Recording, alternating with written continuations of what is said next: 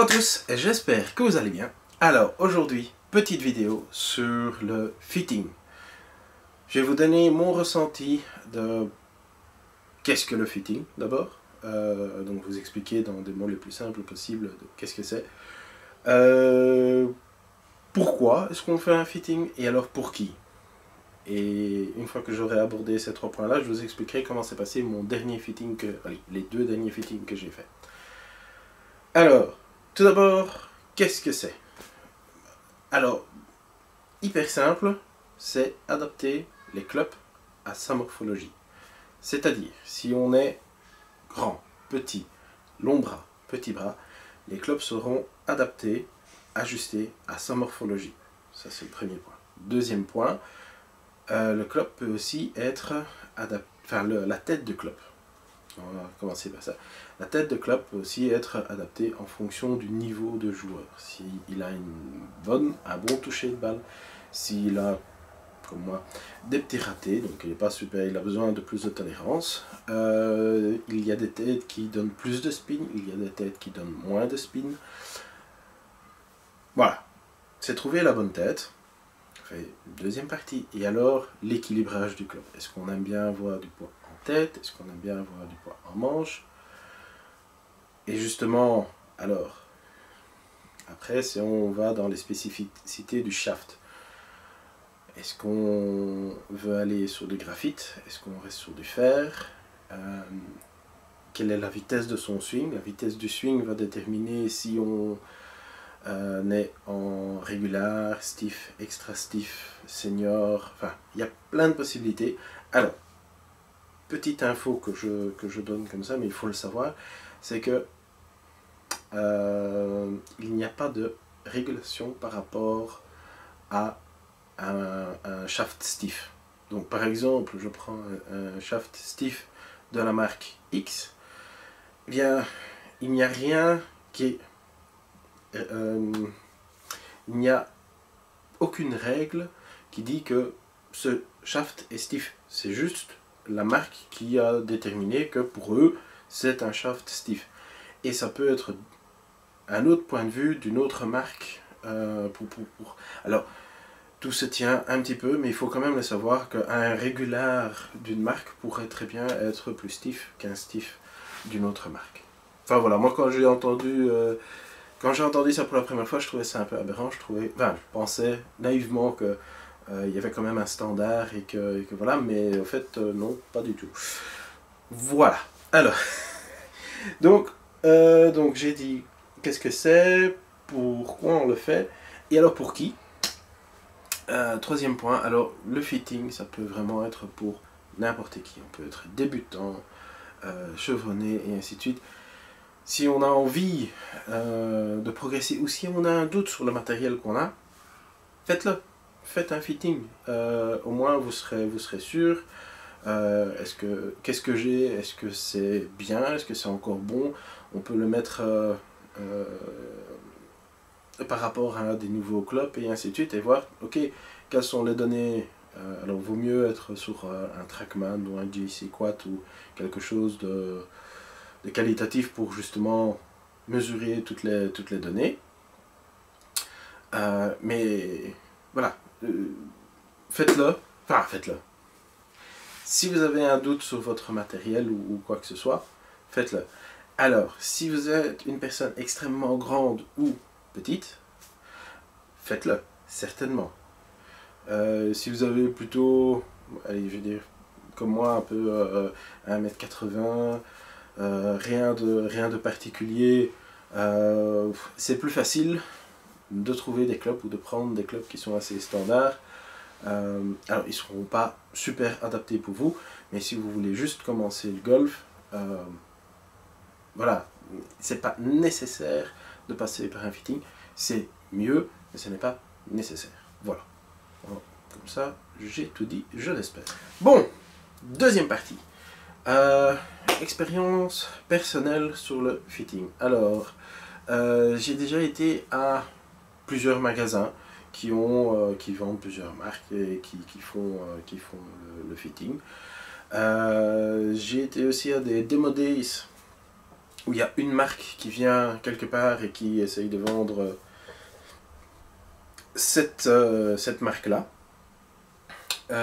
Et alors, là récemment, j'ai été chez Golf Converter. J'étais chez Golf Converter pour mon drive et j'en parlerai à la fin parce que c'est très très intéressant. Alors, dans les magasins.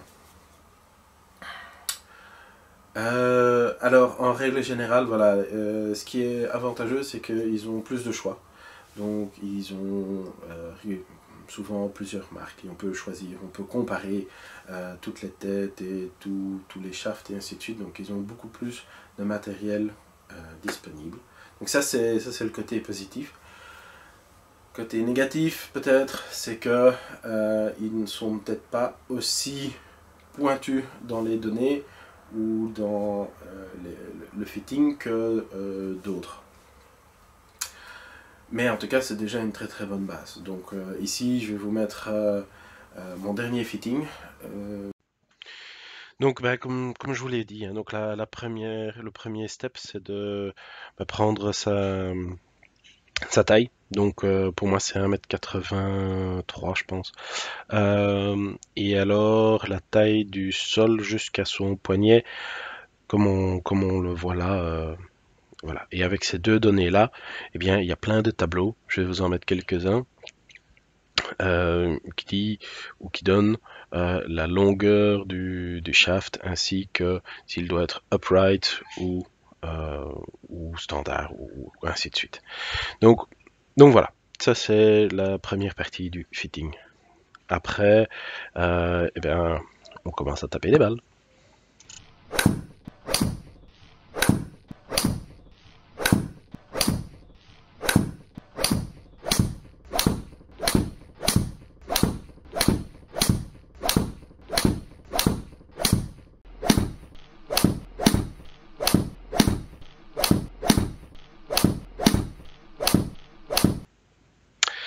Alors, une fois qu'on a tapé toutes les balles, c'est à ce moment-là qu'il faut commencer à analyser les chiffres. Donc, ça tombe bien que je suis en finance.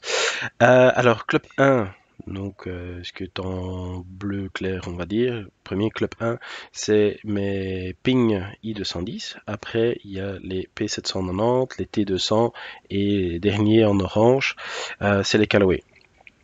Alors, en termes de carry, avec mes pings, j'étais à 141 mètres, donc 140,9. C'est donc la première petite épingle que l'on voit. Les P790, les T200 et les Callaway étaient tous à 152,1. Donc exactement au même carry. Les trois clubs, c'est assez exceptionnel.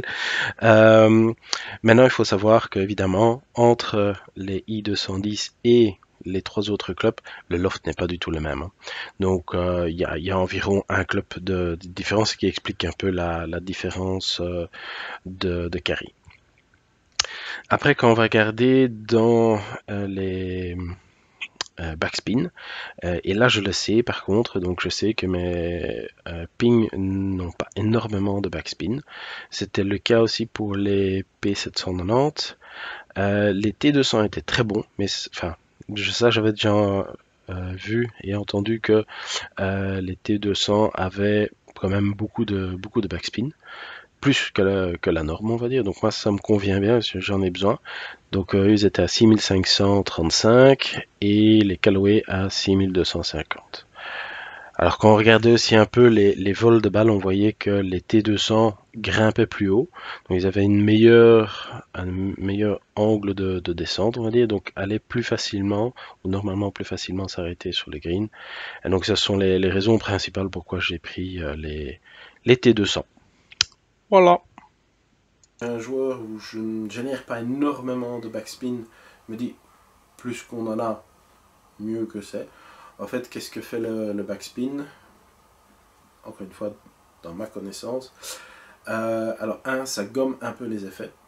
Donc, au plus de backspin qu'on a, au moins d'effets la balle va prendre. Ça, c'est un. Deux, la balle va plus monter. Donc, comme elle va générer du backspin, elle va monter plus. et elle devrait normalement, théoriquement, s'arrêter plus facilement sur les greens. Donc c'est quand même pas mal de bons points, tout en sachant qu'une fois qu'on est sur le parcours, s'il y a de l'eau, s'il y a de la boue sur la balle et ainsi de suite, tous ces éléments-là font que le backspin est réduit.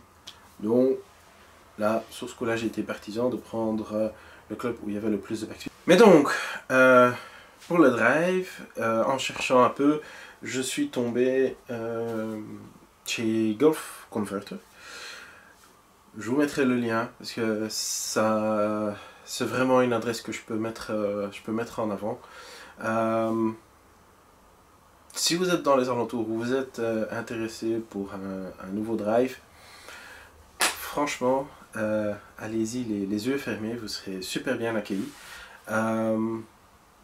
Donc, j'ai été là-bas, j'ai essayé une tête de chez PXG, tout est suivi par Trackman et ainsi de suite, donc je vous mets hop, ici une petite vidéo en grand de ma séance. Donc, le fitting, alors je vous le mets en speedé parce que le fitting a duré 2 heures. Donc au départ, c'est toujours une petite explication de qu'est-ce qu'on recherche, qu'est-ce qu'on veut et ainsi de suite. Après, il y a la taille, la hauteur de poignet par rapport au sol, taille des mains et ainsi de suite. Donc ça, c'est le grand classique. On s'échauffe un peu.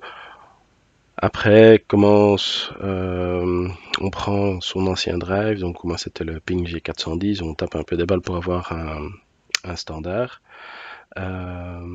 Et alors commencent les tests en fait, hein. Donc on a gardé la même tête pendant tout le fitting, donc c'était la PXG 0811 Gen 4. Mais alors, ce qui a fortement changé, c'est tous les shafts qu'on a essayé. Donc, il y avait le Ventus Blue que j'ai essayé, le shaft TPT, l'Autoflex, et alors le Rêve Impact Born. Donc, finalement, c'est celui-là que j'ai choisi, mais vous allez voir un peu pourquoi plus tard. Mais non, super intéressant. C'est là qu'on voit on voit vraiment en chiffres que oui, le shaft a énormément d'importance. Alors à chaque fois aussi qu'on changeait de shaft, il rééquilibrait au fait le shaft pour que ce soit exactement le même équilibrage. Euh, donc allez, ça c'est fantastique, c'est super chouette, c'est super agréable. Comme je l'ai déjà dit, je le conseille vivement à tout le monde. Donc on a le TPT qui est en rouge et l'autre qui est un chouïa plus long. Hein. Oui. Oui, le rêve, tu joues vraiment bien. Celui-là. Allez, comme je l'ai dit là tantôt, allez-y les yeux fermés. C'est comme voilà, quand j'ai été faire le fitting de mon poteur, c'est pas comparable à ce que j'ai eu dans d'autres magasins pour un fitting. Voilà. Donc, s'il y a une seule chose que vous pouvez retenir, si vous avez envie d'un bon drive, ou même, hein, il fait pas que les drives, hein, attention, moi j'y étais que pour mon drive, et ça s'est super bien passé, mais il fait fitting pour plein d'autres, pour tous ses clubs. Je pense qu'il a PXG, enfin il faut aller sur le site PXG, Section aussi, enfin il a plusieurs marques, donc franchement n'hésitez pas. Voilà, et bien c'est tout pour moi. Je vous souhaite de bonnes... Non, peut-être pas encore de bonnes fêtes parce que je vais encore faire une petite vidéo avant la fin de l'année sur les projets de l'année prochaine et ainsi de suite. Mais en tout cas, je vous souhaite une bonne journée et on se dit à la prochaine. Ciao. That's all, folks. Oh, oops, that's all, folks.